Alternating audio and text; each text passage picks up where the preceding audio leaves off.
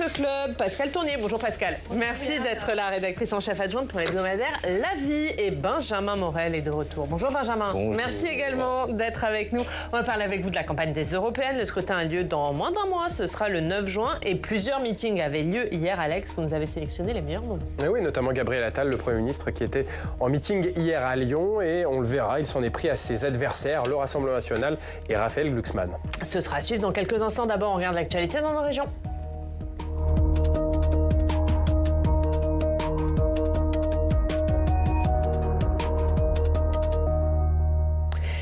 L'actualité dans nos régions, c'est cette flamme olympique qui poursuit son parcours à travers nos territoires. Arrivée mercredi dernier à Marseille, elle est aujourd'hui en Corse. On retrouve Henri Marianne. Bonjour Henri. Merci beaucoup d'être avec nous, directeur délégué et rédacteur en chef de Corse Matin. Henri, j'ai l'impression que vous êtes sur le cours Napoléon à Ajaccio, mais je me trompe peut-être. Je vois d'un peu loin. On ne peut rien vous cacher en tant que compatriote. Vous avez bien reconnu l'endroit. Effectivement, je suis sur le cours Napoléon. La flamme va bientôt arriver ici. Elle est partie ce matin de la parade, donc au bout des sanguinaires. C'est la première étape. Il y en aura 11 entre Ajaccio, départ ce matin, et l'arrivée à Bastia sur la place Saint-Nicolas ce soir en fin de journée vers 18h. Alors, les 11 étapes évidemment emblématiques, les sites les plus connus de Corse, Ajaccio bien sûr, mais également Porto Vecchio, La Balagne, etc.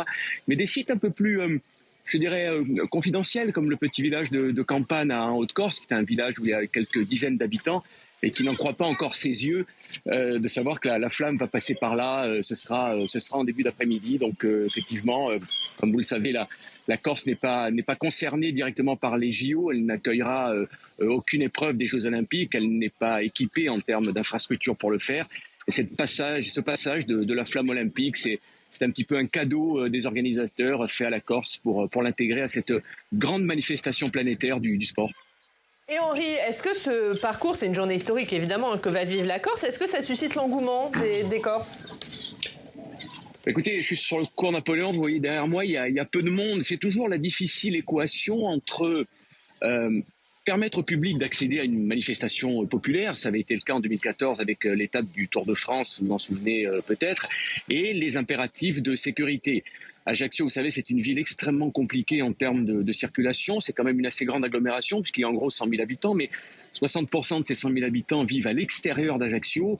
Et vous le voyez derrière moi, il n'y a pas de voiture sur le cours Napoléon, tout simplement parce que la circulation est interdite, parce qu'il n'y a pas de parking, parce que c'est difficile de se garer.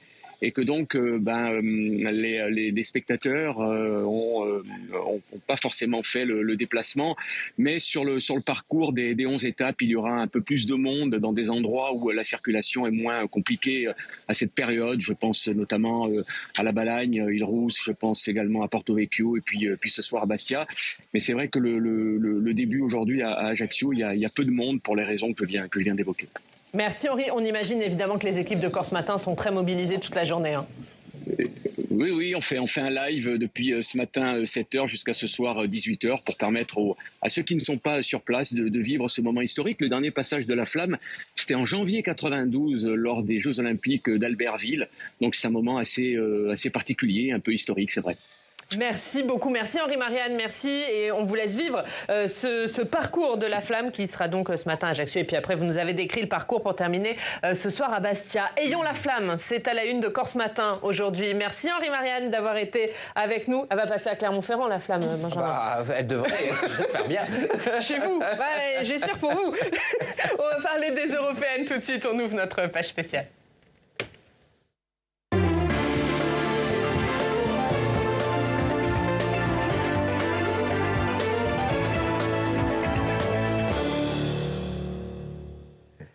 Et l'élection européenne, c'est le 9 juin prochain et on entre dans la dernière ligne droite de cette campagne, moins d'un mois maintenant avant le scrutin, et la mobilisation est totale dans tous les camps. Plusieurs meetings avaient lieu hier. Alex, vous les avez scrutés. Il y avait 4 meetings hier. On va commencer par celui de la majorité présidentielle.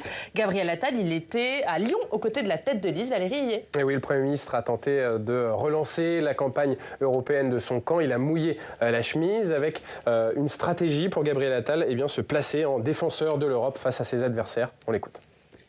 Nos opposants, de quoi parlent-ils ? Ils parlent d'eux-mêmes, beaucoup. Ils parlent de 2027, énormément. Mais de l'Europe et des Français, ils en parlent très peu. Parce que parler d'Europe, ça les forcerait à reconnaître la force de notre bilan. Ça les forcerait à mettre à bas les masques. Ça les forcerait à dire ce qu'ils ne veulent surtout pas que l'on voit. Tous ces votes où ils ont voté ensemble, du Rassemblement national à la NUPES, contre les intérêts de la France en Europe, contre les intérêts des Français. Gabriel Attal qui a rappelé que ses adversaires de gauche avaient voté en tant qu'eurodéputés contre le soutien au nucléaire, contre le pacte asile et migration et contre le plan de relance européen post-Covid. Voilà, et c'est l'argument de la majorité présidentielle et de Gabriel Attal, faire de cette campagne un référendum pour ou contre l'Europe, en disant que eux parlent d'Europe, que eux sont pour l'Europe. Est-ce que c'est un argument qui est tenable, Pascal ? Déjà, j'ai envie de dire, malheureusement, je pense que l'élection va se transformer plutôt en un autre référendum, qui est celui de pour ou anti-Macron. Non, ce qui est paradoxal, j'en parlais tout à l'heure avant de rentrer en plateau, c'est que je trouve quand même que c'est une élection qui finalement a mis sur le devant de la scène des thématiques assez européennes, que ce soit la question qu'on a commencé avec l'agriculture, on a ensuite bien sûr enquillé avec la question de la défense de l'Europe, avec la question de la guerre en Ukraine, et on voit bien qu'aujourd'hui il y a une déconnexion entre ces thématiques européennes et la réalité de ce que du bulletin que vont mettre les gens dans les urnes, et que qui va plutôt être motivé plus par des considérations nationales. Donc oui, je pense que c'est difficile pour le camp de la majorité d'utiliser cet argument-là aujourd'hui pour mobiliser son camp. C'est un argument qui a du mal à prendre dans l'opinion, Benjamin ? C'est un argument qui peut marcher auprès de l'électorat d'Emmanuel Macron ? Auprès de son électorat, potentiellement. En tout cas, le problème est toujours le même. Vous avez un électeur Macron sur deux de 2022 qui n'est pas là. C'est pas normal en réalité, parce que Emmanuel Macron est assis sur une forme de poule aux œufs d'or en politique. Il a un électorat facilement mobilisable. Personnes âgées, CSP+, normalement ce sont des électeurs qui viennent. Là, il semble vouloir, différentiellement, plutôt s'abstenir. Et donc, il faut tenter de les mobiliser. Et pour ça, il y a deux ficelles. La première ficelle, c'est d'envoyer des têtes d'affiche. C'est pas un électorat qui a voté Renaissance, c'est un électorat qui a voté Macron. Donc on met Emmanuel Macron en première ligne et un peu Gabriel Attal. D'où l'idée d'un débat face à Marine Le Pen, d'où le discours Sorbonne 2, etc. Ça marche moyennement. Et ensuite, on dramatise l'enjeu. C'est pas une élection européenne comme les autres. C'est une élection qui, demain, si elle se passait mal, pourrait amener au pouvoir le Rassemblement national, un Frexit, etc. Donc on dramatise l'enjeu. Ça avait marché en 2019. Souvenez-vous, discours de Quimper. La lèpre nationaliste monte. À l'époque, il parle de Salvini, mais indirectement de Marine Le Pen. Donc en dramatisant, on espère mobiliser l'électorat. La réalité, c'est que ça fait quand même 2 mois que ça dure, que la dramatisation prend relativement moyennement, et que donc on verra au bout du compte. Mais pour l'instant, cette stratégie-là, elle apparaît quand même un peu émoussée. Je voudrais juste compléter. En plus, la difficulté pour le camp présidentiel, c'est que le Rassemblement national ne se positionne pas complètement anti-Europe et en faveur d'un Frexit. Donc ça brouille les lignes. Certes, ils sont évidemment plus eurosceptiques et veulent changer de l'intérieur, sans doute, les institutions européennes, mais on n'est pas dans un positionnement aussi anti, en fait. Donc je pense que ça complique aussi le discours de stratégie de la majorité présidentielle. Ouais. Et Benjamin, vous parliez de ce débat qu'a proposé Emmanuel Macron, en tout cas l'idée du débat face à Marine Le Pen, ce qu'elle a refusé en tout cas avant les européennes. Est-ce que ça entretient l'idée de faire de cette élection un référendum pro ou anti-Macron, comme le disait Pascal ? Alors oui. Est-ce que c'était forcément une bonne idée ? Alors, pour Emmanuel Macron, oui, parce qu'il y a très très peu d'électeurs anti-Macron qui vont se dire « Bon, j'aime pas Emmanuel Macron, mais je vais aller voter Valérie Ayé », vous voyez. Donc, il y a une surmobilisation de l'électorat anti-Macron pour Jordan Bardella.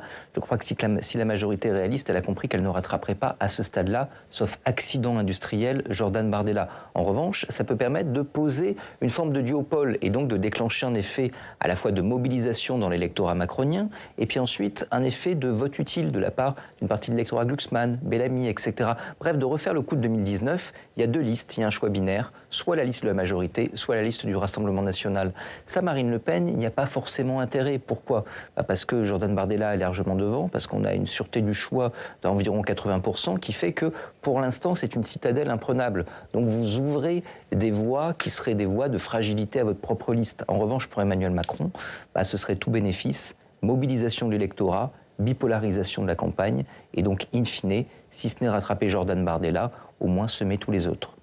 Alors, on va voir, parce qu'il y a Jordan Bardella, mais il y a Raphaël Glucksmann qui talonne Valérie Ayé. Raphaël Glucksmann, lui, il était en meeting à Limoges hier soir, Alex. Il a dénoncé la mise en scène du duel entre la majorité présidentielle et le Rassemblement national. Oui, Raphaël Glucksmann est très amer de ne pas avoir été convié au débat qui aura lieu la semaine prochaine entre Jordan Bardella et Gabriel Attal sur France 2, alors que Raphaël Glucksmann talonne dans les sondages la liste de la majorité présidentielle emmenée par Valérie Ayé.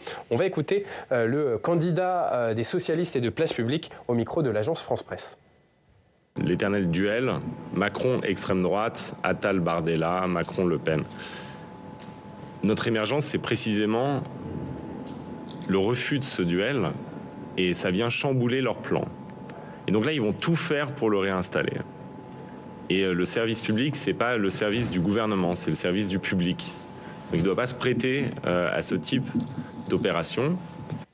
Et ce débat à Bardella-Attal aura lieu le 23 mai, on le rappelle. Ouais, il a raison dans ce qu'il dit, Raphaël Glucksmann, là. En partie, oui, parce qu'il est vrai que dans le cadre d'une campagne européenne, un débat entre la principale tête de liste selon les sondages et le Premier ministre, ça fait un peu confusion des genres. En même temps, ça rentre dans les temps de parole des uns et des autres, et donc il n'y a pas de problème de fond. Mais en effet, dans l'organisation du débat public, ça montre encore une fois ce qu'on évoquait, c'est-à-dire qu'il y a une volonté de montrer une forme de duopole politique auquel et le RN a intérêt. Ça permet de capitaliser sur le vote anti-Macron, et la majorité a intérêt, ça permet de capitaliser sur le vote anti-Rassemblement national.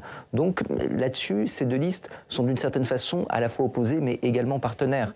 Et ce type de débat, comme un débat potentiel Le Pen-Macron, permet d'ancrer cette forme de duopole et cet intérêt commun. Mais est-ce que c'est vrai que le fait que cette élection est un duel, et est-ce qu'une fois de plus, ça écarte les sujets européens Pascal? Oui, alors c'est sûr que on voit bien, comme disait très bien Benjamin, c'est tout à fait dans l'intérêt de la majorité présidentielle d'installer ce duopole, parce qu'effectivement, on le voit aussi par rapport aux dynamiques de campagne que la liste de Place Publique de Raphaël Glucksmann talonne celle et on ne sait pas exactement. Alors pour le moment, c'est peut-être difficile de le savoir, mais peut-être il y a quand même toujours cette inconnue de savoir si finalement la liste de Raphaël Glucksmann devancera celle de Valérie Ayé. Donc, et là, pour la majorité présidentielle, on sait que c'est quand même la dernière élection, bien évidemment, avant la présidentielle.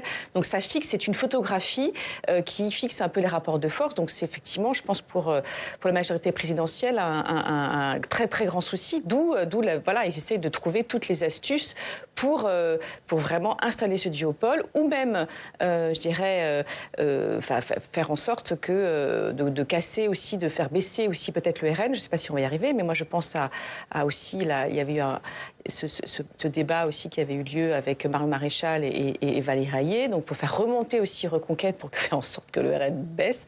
Voilà, donc moi je pense qu'il y a un petit peu l'alerte est sonnée du côté de la majorité présidentielle, ça c'est sûr. Oui, Raphaël Glucksmann, il peut, là il talonne Valérie Ayé, est-ce qu'il peut la dépasser? Est-ce qu'il capte les électeurs de centre-gauche déçus d'Emmanuel Macron aussi? Oui, mais ils sont déjà là. C'est-à-dire que le problème aujourd'hui, les deux problèmes sont différents. Pour Valérie Ayé, vous avez un problème de mobilisation électorale, ce qui est à la fois problématique pour elle, mais en même temps fait qu'elle a encore des réserves, qu'une partie de cet électorat pourrait au dernier moment se dire « Bon, quand même, ça fait très longtemps que je vais voter à toutes les élections, je vais y aller une nouvelle fois, même si j'avais décidé de ne pas y aller. » Donc il y a quand même des réserves. Et c'est là-dessus que paraît Emmanuel Macron, sur une mobilisation de dernière minute. C'est arrivé en 2019. Pour Raphaël Glucksmann, c'est plus compliqué. On a une mobilisation électorale qui est déjà assez forte et il faudrait trouver d'autres marges électorales. Gauche de la gauche, électoral AFI. La gauche est très clivée là-dessus. Et l'électoral AFI, l'électorat vert, en tout cas ce qui reste dans les enquêtes au vert, n'est peut-être pas prêt à voter Raphaël Glucksmann, qui est quand même très polarisé centre-gauche dans l'image que peuvent s'en faire les personnes de gauche les plus politisées. Et de l'autre côté, il n'y a plus grand-chose à manger du côté de Valérie Ayé. Donc il y a peut-être quelques points à grappiller, mais objectivement pour l'instant, sauf à élargir son électorat, la dynamique va être compliquée à amplifier. Pascal? Oui, je pense qu'il faut, encore une fois, je pense qu'il faudrait voir surtout vraiment les derniers jours. On le voit bien maintenant, à chaque élection, c'est vraiment les 3-4 derniers jours qui sont intéressants à observer, de voir un peu quelle sera la liste qui sera où il y aura la plus grande dynamique. Je pense peut-être quand même que du côté de Raphaël Glucksmann, il peut peut-être y avoir encore des points à grappiller du côté des écologistes. Parce que je trouve qu'il a aussi un discours sur la question écologique assez intéressante, assez offensif. La différence, malheureusement, de la candidate écologiste, c'est que je pense qu'il a prime à la fois au niveau national et au niveau européen. Ce qui manque peut-être, qui fait peut-être défaut aussi pour Marie Toussaint, qui imprime sans doute, qui est une très bonne candidate au niveau européen, enfin en tout cas qui est marquée par son bilan au niveau européen, mais pas du tout, qui n'imprime pas du tout au niveau national. Donc peut-être, moi, je pense qu'il y a encore des points à grappiller de ce côté-là. Et est-ce qu'il peut représenter un vote utile à gauche, comme l'avait été un peu Yannick Jadot en 2019 ? Alors, Yannick Jadot n'a pas forcément été un vote utile, justement, parce qu'il y a deux électorats de gauche, en fait. Il y a un électorat de centre-gauche qui est assez volatile, qui peut voter Macron, qui peut voter socialiste, qui peut voter écologiste, et en 2019, qui a voté écologiste. C'est un électorat qui, sur le fond, est, si on cherche son ADN idéologique, écologiste, mais sur les autres sujets, plutôt valsiste, je dirais libéral, et en même temps, plutôt régalien, etc. Cet électorat, il est déjà chez Glucksmann. Ensuite, il y a un électorat plus radical. Et ce qui reste à Marie Toussaint est un électorat aujourd'hui beaucoup plus radical. Et Glucksmann, là-dessus, est sur un positionnement qui est un positionnement qui apparaît pour cet électorat trop modéré. Donc, en effet, sa seule chance, ce serait qu'une partie de ces électeurs de la gauche se disent, au final, on n'aime pas Glucksmann, mais malgré tout, on aimerait bien que la majorité soit derrière. Et donc, on y va. Mais le côté assez repoussoir, souvenez-vous du 1er mai de Raphaël Glucksmann, qui peut être très attractif pour une partie de l'électorat, mais repoussoir pour une autre, fait que quand même cette possibilité-là, aujourd'hui, est un peu obérée. Ouais. Raphaël Glucksmann, il est très dur avec la France insoumise dans ses meetings et dans sa campagne. Est-ce qu'il peut capter une partie du vote anti-Mélenchon, Pascal ? Ça dépend de, je dirais, je sais pas vraiment s'il peut capter, parce que je pense que, comme le disait Benjamin, il y a une polarisation assez forte. Je pense qu'on parle aussi aujourd'hui beaucoup du retour des deux gauches irréconciliables. Donc je ne suis pas sûre que... Je pense que c'est quand même deux types d'électeurs assez différents entre vraiment l'électeur en faveur de la France insoumise et l'électeur de Raphaël Glucksmann. Je pense que, comme disait très justement, je pense qu'il est trop modéré, je pense, que pour certains électeurs de la France insoumise. Donc je ne suis pas sûre, en fait. On va parler de la France insoumise, justement, puisque Manon Aubry était également en meeting hier. En meeting à Amiens, elle s'en est pris à son adversaire de gauche, Raphaël Glucksmann, notamment sur la retraite à 60 ans. Et oui, parce que dimanche sur France 3, Raphaël Glucksmann a affirmé qu'il n'était pas pour un retour à la retraite à 60 ans, je cite, de manière totale et universelle. Et donc, depuis cette déclaration, eh bien, les Insoumis en ont fait un angle d'attaque. Écoutez Manon Aubry. La retraite à 60 ans. Alors, je suis allée vérifier ce qu'on avait dit exactement là-dedans. C'est le programme de la NUPES. Je rappelle qu'ils l'ont signé il y a à peine 2 ans. Et dans ce programme, nous disons, il y a écrit noir sur blanc, restaurer le droit à la retraite à 60 ans, à taux plein, pour toutes et pour tous. Et j'ai bien vérifié, il y a le logo du Parti Socialiste dessus. Alors ils sont un petit peu amnésiques, ou ils ont la mémoire courte. Et Raphaël Glucksmann lui a répondu hier à Limoges en assurant, je cite, que voter pour lui, c'était voter contre la réforme des retraites de l'an dernier. Ça devient un sujet de campagne, Benjamin. Et est-ce que ça illustre ce dont on parlait tout à l'heure, ces deux gauches devenues réconciliables ? Oui, c'est-à-dire qu'il s'agit pour chacun de marquer leur électorat. Et là, évidemment, l'AFI joue sur du velours, étant donné qu'on a une mobilisation récente, l'année dernière, qui a été très identificatoire pour la gauche, sur lequel, vous avez aujourd'hui le PS, puis surtout Place Publique, qui rentre en opposition. Donc ça permet de solidifier la base électorale de la gauche pour la garder. Parce que ce qu'on évoquait tout à l'heure, c'est évidemment le cauchemar de Manon Aubry, mais également de la liste ELV. C'est-à-dire un effet vote utile en faveur de Raphaël Glucksmann. En expliquant que votre adversaire, c'est pas la vraie gauche, à ce moment-là, vous tentez de neutraliser ça. La réforme des retraites, qui n'a pas grand-chose à voir, en effet, avec une campagne européenne, avec l'Union européenne, là-dessus, est un argument politique très utile.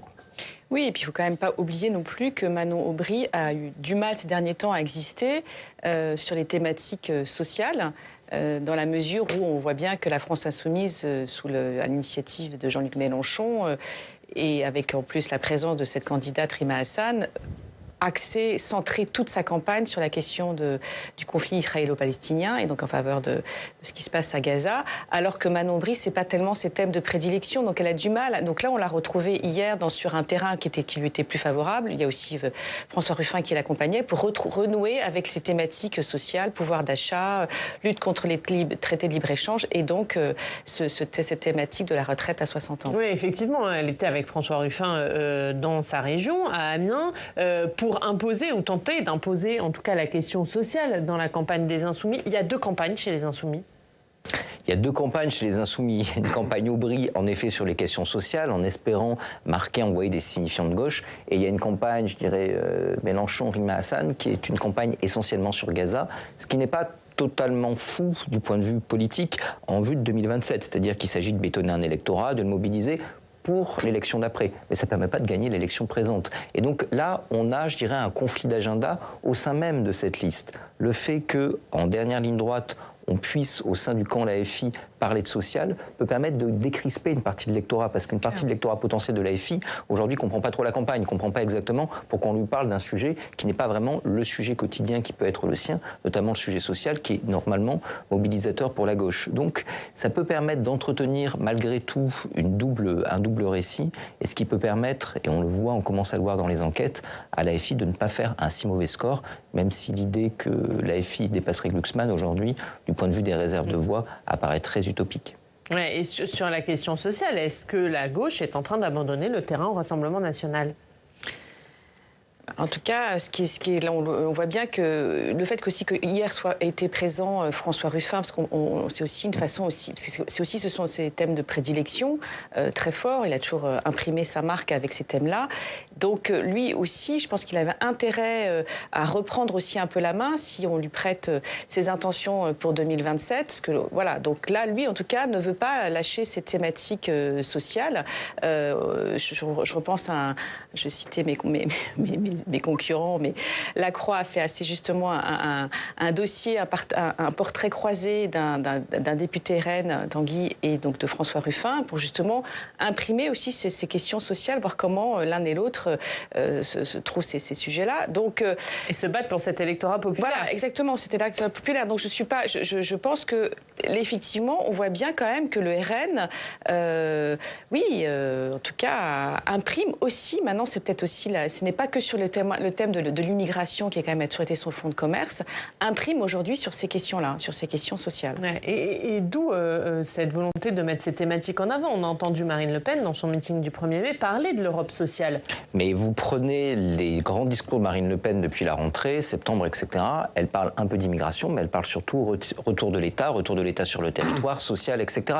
Tout bêtement parce que quand vous prenez l'électorat, on dit beaucoup, il y a une droitisation de l'électorat. C'est pas si vrai.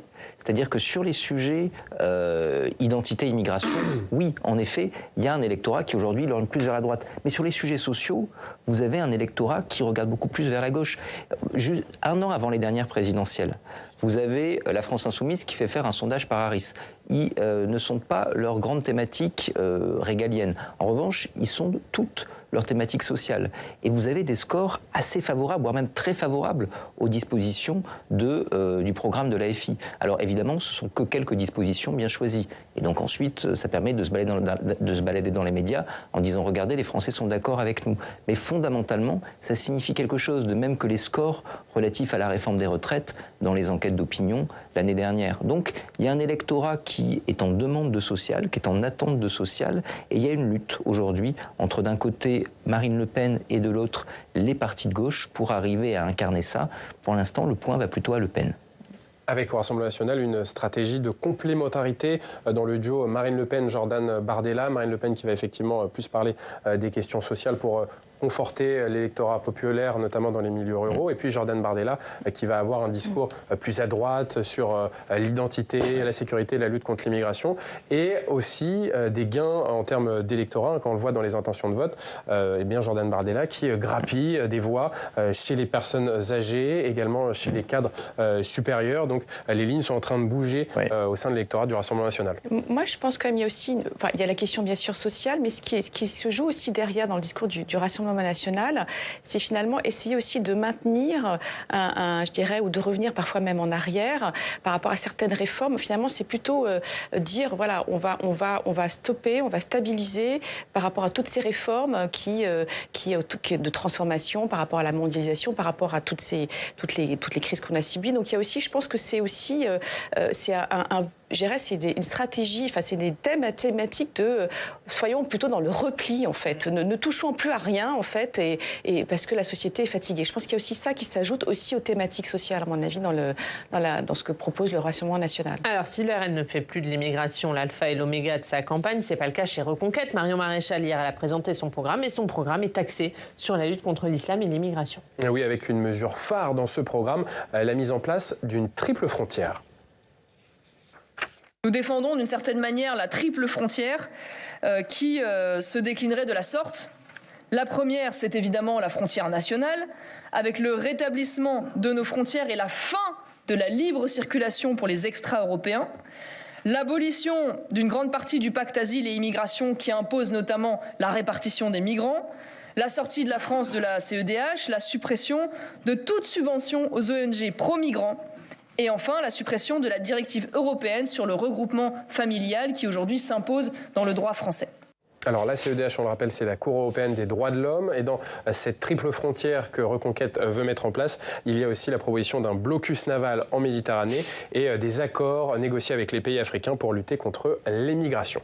Là, il y a une différence entre Reconquête et le Rassemblement national sur la stratégie de campagne, en tout cas Reconquête mise quasiment tout sur la question de l'immigration. Oui, et puis sur la question de la civilisation, on est sur un projet de civilisation judéo-chrétien, alors que donc beaucoup plus identitaire, alors que le Rassemblement national a progressivement gommé même complètement abandonné quasiment ce projet civilisationnel. Donc oui, il y a une véritable différence de positionnement, c'est évident. Benjamin. Oui, non, il y a une différence fondamentale. On a un électorat qui est un électorat beaucoup plus large du côté du Rassemblement national, parce qu'en effet, il y a les réserves des classes populaires. Dès le moment où vous renoncez à parler de social, vous ne mobilisez pas les classes populaires, et dès le moment où vous mobilisez les classes populaires, vous créez un effet qui est un effet vertueux, qui est tout bêtement le fait que la victoire arrive à la victoire, et que donc, ce faisant, on déclenche un effet utile, anti-Macron, anti-autre chose, pour vous. Et donc là-dessus, Reconquête est dans une situation difficile parce que son propre électorat, ça a bien été évoqué tout à l'heure, son propre électorat potentiel, en d'autres termes, une partie de la droite qui naguère ne voulait pas voter Rassemblement national, même si sur l'immigration elle pouvait être d'accord, eh bien aujourd'hui accepte de voter Rassemblement national. Et c'est en effet le fait de cette élection, on verra, parce que pour l'instant on n'a que des enquêtes d'opinion, mais c'est pas tellement le score de Jordan Bardella qu'il va falloir regarder, qu'il fasse 29, 30, 31, 32 ou même 35%, ça n'a au final pas beaucoup d'importance sur le long terme. Ce qui est important, c'est la diversification de l'électorat, avec de nouveaux électorats de conquête, retraités, CSP+, et aujourd'hui, un panel électoral du Rassemblement national qui est beaucoup moins, haché qu'il pouvait l'être naguère, où vous aviez un pôle classe populaire qui votait RN, et de l'autre côté, un pôle CSP+, et personnes âgées qui votaient centristes. Si les enquêtes s'avèrent pour cette élection, cette période-là est terminée. Un dernier mot, Pascal. Sur quel électorat elle peut mordre, Marion Maréchal? Est-ce qu'elle peut prendre aux Républicains? Est-ce qu'elle peut prendre un peu au Rassemblement national? Elle joue sur le vote utile au niveau européen, en disant « moi, je serai dans un groupe qui pèse ». C'est pas le cas de Jordan Bardella. Est-ce que ça peut marcher comme argument? On l'a bien dit, les thématiques européennes ne fonctionnent pas. Enfin, je dirais en tout cas, il y a une déconnexion entre le vote, à mon avis, aux européennes et éventuellement les thèmes de campagne. Et en plus de ça, je ne suis pas sûre que les électeurs comprennent exactement, sachent qu'il y a deux groupes différents au niveau européen, où se répartit d'un côté effectivement le Rassemblement national et Reconquête. Donc ça, je pense que c'est à mon avis pas du tout un argument qui porte effectivement. Malheureusement, en effet, on pourrait espérer que la cuisine du Parlement européen intéresse les Français et que ce soit un argument de vote, parce qu'en effet, le groupe auquel appartient Reconquête a plus de chances de rentrer dans certaines configurations majoritaires au coup par coup avec le PPE que le groupe ID auquel participe le Rassemblement national. Après, il ne faut pas non plus se leurrer, c'est-à-dire que cet argument-là, il reste en carton-pâte. Ce qui aujourd'hui est nécessaire à Van der Leyen, ce n'est pas tellement le groupe auquel appartient Reconquête, c'est sa principale tête d'affiche, c'est-à-dire Giorgia Meloni, et elle en a besoin au sein du Conseil européen, beaucoup plus qu'au sein du Parlement européen, mais en disant ça, j'ai bien conscience que je perds vos téléspectateurs, ce qui est assez emblématique de cette campagne. Pas du tout, ils suivent très bien l'Europe, nos téléspectateurs. Et on va continuer à leur en parler tous les jours dans ce club de cette campagne des Européennes. L'élection, c'est le 9 juin. D'abord, on regarde ce qu'il y a à la une de la presse régionale avec Alex.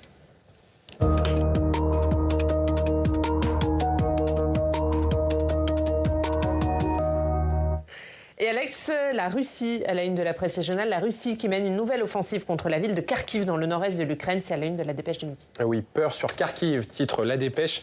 Plus de 30 000 soldats russes seraient engagés dans la nouvelle offensive pour conquérir la deuxième ville d'Ukraine, peuplée d'1,4 million d'habitants. Des dizaines de villages autour de Kharkiv ont été touchés par des tirs d'artillerie. 6 000 personnes ont été évacuées hier. L'état-major de l'armée ukrainienne a reconnu que l'ennemi russe connaissait des succès tactiques. Et dans ce contexte, Kiev attend avec impatience des livraisons d'armes occidentales. Le sommet Choose France, organisé par Emmanuel Macron hier à Versailles pour attirer les investisseurs étrangers, fait la une de plusieurs quotidiens régionaux. Oui, car plusieurs territoires vont profiter des 15 milliards d'euros d'investissements étrangers annoncés hier par Emmanuel Macron lors de ce sommet à Versailles. Par exemple, plus de 2,2 milliards d'euros pour l'industrie en Alsace, c'est à la une du journal L'Alsace. 2 milliards d'euros également investis dans la région champenoise, titre le journal L'Union, avec cette photo d'Emmanuel Macron en visite hier dans l'usine de frites surgelées McCain, dans le département de la Marne, une usine qui va faire l'objet d'investissements. Et puis les Hauts-de-France sont la deuxième région la mieux lotie après l'Île-de-France. Des entreprises étrangères de batteries électriques, mais aussi dans les secteurs pharmaceutiques et aéronautiques vont mettre les bouchées doubles en termes d'investissement. C'est à la une de La Voix du Nord. La flamme olympique continue à faire la une de la presse régionale. Elle était hier dans l'Hérault et dans l'Aveyron. Et oui, cela fait forcément la une du journal Le Midi Libre. C'est le champion de décathlon Kevin Mayer qui a embrasé le chaudron olympique hier à Montpellier. Les pongistes, les frères Lebrun, ainsi que l'ancienne nageuse Laure Manodou ont participé à la fête. La flamme olympique a sillonné hier après-midi les différents quartiers de la métropole montpelliéraine. Et aujourd'hui, elle va traverser la Corse. Oriane, c'est à la une de Corse ce matin. Elle va relier Ajaccio à Bastia en passant par 11 étapes, et notamment Porto Vecchio, l'île Rousse ou encore Furiani. C'est la judocate Priscilla Nieto, médaillée de bronze aux Jeux Olympiques de Londres en 2012, qui allumera le chaudron à Bastia ce soir. On parle du Festival de Cannes. Il s'ouvre aujourd'hui. C'est à la une de la Provence et de Nice Matin. Et oui, une 77e édition du Festival de Cannes qui sera assez dense puisque 22 films sont en compétition et de nombreuses stars sont attendues comme Meryl Streep qui recevra une palme d'honneur. Un festival du glamour mais sous tension dans le contexte d'accusations de violences sexuelles dans le milieu du cinéma. L'actrice Judith Godrèche prendra la parole lors de ce festival. L'actrice qui a accusé de viol les réalisateurs Jacques Doyon et Benoît Jacot. Hier, elle manifestait à Paris pour la démission du président du Centre national du cinéma, Dominique Boutonnat, qui doit être jugé en juin. Et depuis des semaines, la rumeur d'une nouvelle liste d'acteurs mis en cause pour violences sexuelles a circulé sur les réseaux sociaux, mais pour l'instant, l'existence de cette liste n'a pas été prouvée. Merci beaucoup Alex pour cette revue de presse. On regarde la une de La Vie. Pascal, peut-on encore éviter la guerre ? Oui, donc c'était notamment appuyé par un grand entretien de Thomas Gomard de l'IFRI qui décrypte un petit peu le nouvel ordre géopolitique. Et c'est à lire cette semaine dans La Vie. Merci beaucoup Pascal Tournier, merci beaucoup Benjamin Morel d'avoir été avec nous. Merci Alex, on se retrouve la semaine prochaine. Merci à tous de nous avoir suivis. À 18h, vous avez rendez-vous avec Thomas Hugues pour Sens Public et nous on se retrouve demain. Très bonne journée.